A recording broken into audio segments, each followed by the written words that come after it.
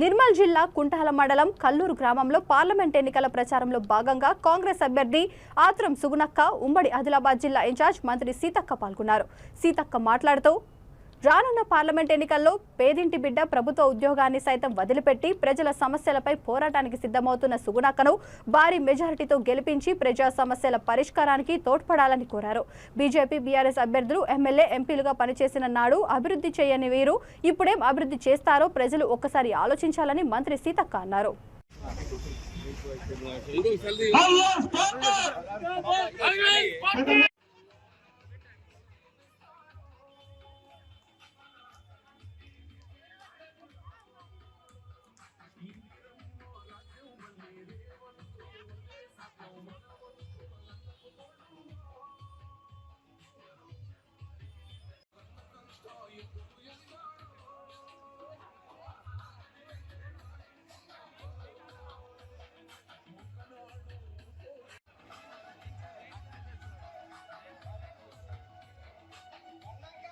ప్రమాణం చేసి కూడా చెప్పడం జరిగింది ఇస్తామని.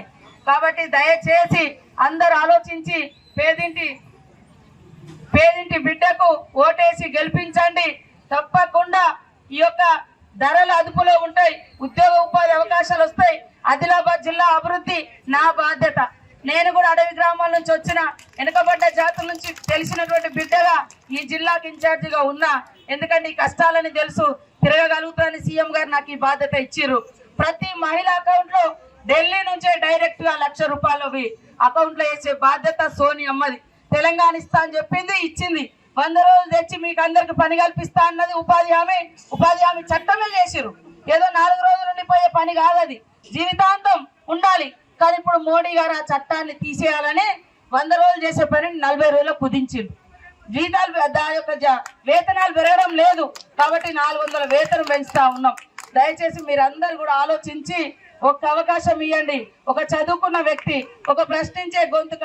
ఇప్పుడు మీరు చూసిరు ఎంత చక్కగా మాట్లాడుతుందో, అట్లనే అసెంబ్లీ పార్లమెంట్ లో కూడా మీ ఆవాజ్ వినిపిస్తుంది, మీ సమస్యలు మాట్లాడుతుంది. ఈ యొక్క జిల్లా, ఈ యొక్క ప్రాంత అభివృద్ధికి మేము 100% కట్టుబడి పనిచేస్తామని తెలియజేస్తూ చేతి గుర్తుకే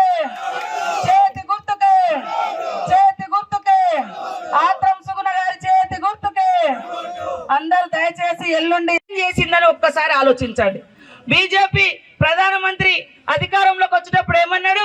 నేను ఛాయ్ వాలా మీ అందరి అకౌంట్ లో మా అక్కలకు జన్ ధన్ ఖాతాలు ధన్ తెరవండి, 15 లక్షలు వేస్తా అన్నాడు. వేసిండు అక్క? 15,000 రూపాయలు కూడా రాలే. మరి ప్రతి సంవత్సరం 2 కోట్ల ఉద్యోగాలు ఇస్తా అన్నాడు యువకులు. 2 కోట్లు చూస్తే 10 సంవత్సరాలలో 20 కోట్లు. 20 కోట్లలో 29 రాష్ట్రాలలో మినిమంగా సంవత్సరం ఒక్కొక్క రాష్ట్రానికి 10 లక్షల ఉద్యోగాలు రావాలి.